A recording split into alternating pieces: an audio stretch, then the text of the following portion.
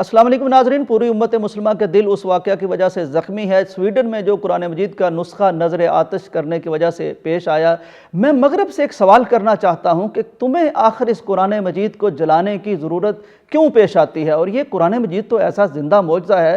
میرا سوال دوسرا یہ ہے کہ کیا تم کبھی قرآن مجید کو جلانے میں کامیاب بھی ہوئے ہو؟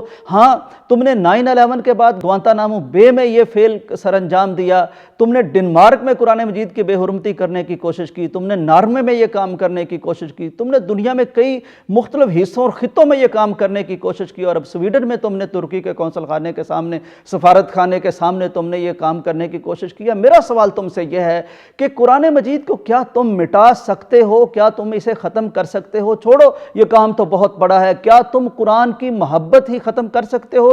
میں ان لاکھوں حفاظ کی بات نہیں کرتا جن کے سینوں میں میرے اللہ کا یہ کلام موجود ہے، میں ان قرآن کرام کی بات نہیں کرتا جو شام و سحر اس قرآن مجید کی تلاوت کرتے ہیں، اور دنیا کے سب سے پڑھی جانے والی کتاب اور عمل کی جانے والی کتاب آج قرآن مجید ہے۔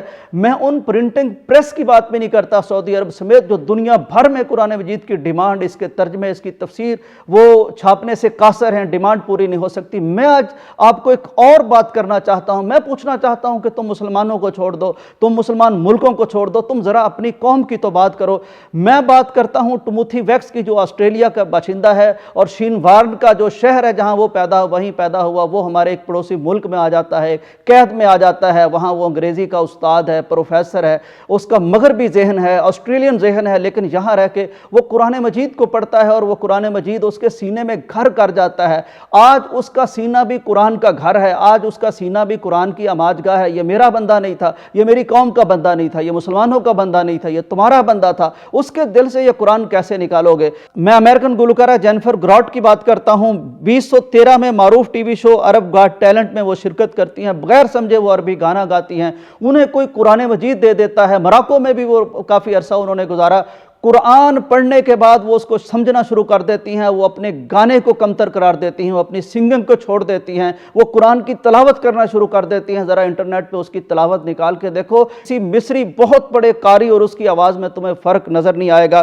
وہ کہتی ہیں کہ قرآن جو چیز ہے یہ انتہائی خاص چیز ہے۔ یہ کون کہہ رہا ہے؟ یہ کوئی مسلمانوں کی قوم کا فرد نہیں کہہ رہا، یہ تمہاری امریکن اداکارہ کہہ رہی ہیں۔ اور وہ کہتی ہیں کہ میں نے موسیقی بھی بڑی گائی ہے، میں نے سنگنگ بھی بڑی کی ہے، لیکن یہ آلات موسیقی کوئی اور چیز ہے، وہ باہر کی چیز ہے، اور یہ قرآن مجید جو ہے یہ کوئی اندر کی چیز ہے، یہ دل کی دنیا بدلتا ہے۔ جاؤ جینیفر کے دل سے قرآن کی محبت مٹا کے دیکھو، کیا مٹا سکے ہو؟ وہ مسلمان ہو چکی ہے۔ ناظرین، یہاں میں بات کرنا چاہتا ہوں، میں یاد دلانا چاہتا ہوں لورین بوتھ کی۔ لورین بوتھ کون تھی؟ ٹونی بلیئر کی سالی تھی۔ ٹونی بلیئر کون تھا؟ یہ برطانیہ کا وزیر اعظم تھا، اس کی سالی۔ اس نے قرآن کو پڑھا، اس نے قرآن کو سینے سے لگایا، وہ مسلمان ہو گئی، اس نے حجاب اوڑھ لیا، ایک مسلمان سے اس نے شادی کر لی، اور وہ حجاب پہن کے مختلف کانفرنسز میں شرکت کرتی ہے۔ اس کے دل سے کون قرآن نکالے گا؟ کیسے قرآن نکالو گے؟ کیا تم اس لیے قرآن جلاتے ہو کہ اس کا مقابلہ ہی نہیں کیا جا سکتا، اس کی تاثیر کا مقابلہ نہیں کیا جا سکتا، اس کے مضامین کا مقابلہ نہیں کیا جا سکتا؟ ناظرین، یہاں میں یاد دلانا چاہتا ہوں آئرش گلوکارہ شنیڈ اوکونر 1990 کی دہائی میں، جس نے نتھنگ کمپیئرز ٹو یو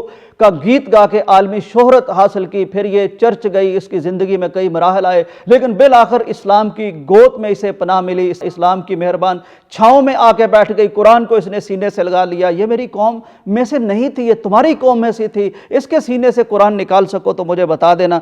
ناظرین، میں بات کرنا چاہتا ہوں یوان ریڈلی کی، جو پڑوسی ملک میں صحافی بن کے گئی، مقصد اس کا جو بھی تھا، وہاں وہ قید ہو گئی، اور وہ وہاں متاثر ہو گئی اہل قرآن کے رویے سے، اور اس نے قرآن کو اپنے سینے سے لگا لیا، اور اس نے کتاب بھی لکھی۔ اس کے سینے سے بھی اگر قرآن نکال سکتے ہو تو نکال لو، یہ بھی تمہاری اپنی قوم کی بیٹی ہے، اس کے سینے سے قرآن کیسے نکالو گے؟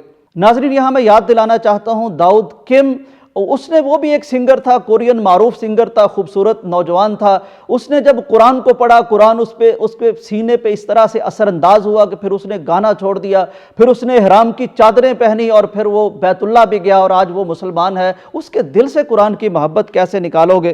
ناظرین، یہاں میں یاد دلانا چاہتا ہوں فرانس کی مشہور اداکارہ میرین الحمیر، پچھلے ہی دنوں اس نے اسلام قبول کر لیا، اس نے قرآن کو سینے سے لگا لیا۔ اس کے سینے سے قرآن کیسے نکالو گے؟ یہاں میں ذکر کرنا چاہتا ہوں ڈاکٹر اتوشی کمال اکوڈا کا، جو جاپان کی کیو یونیورسٹی میں پولیٹیکل سسٹم کے پروفیسر ہیں۔ انہوں نے اپنے ایک انٹرویو میں کہا کہ میں زندگی بے مقصد گزار رہا تھا کہ مجھے کسی نے قرآن مجید کی ایک آیت وَلَقَدْ خَلَقْنَا الْإِنسَانَ مِنْ صَلْصَالٍ مِّنْ حَمَإٍ مَّسْنُونٍ کہ ہم نے انسان کو کھنکتی ہوئی کالی مٹی سے پیدا کیا۔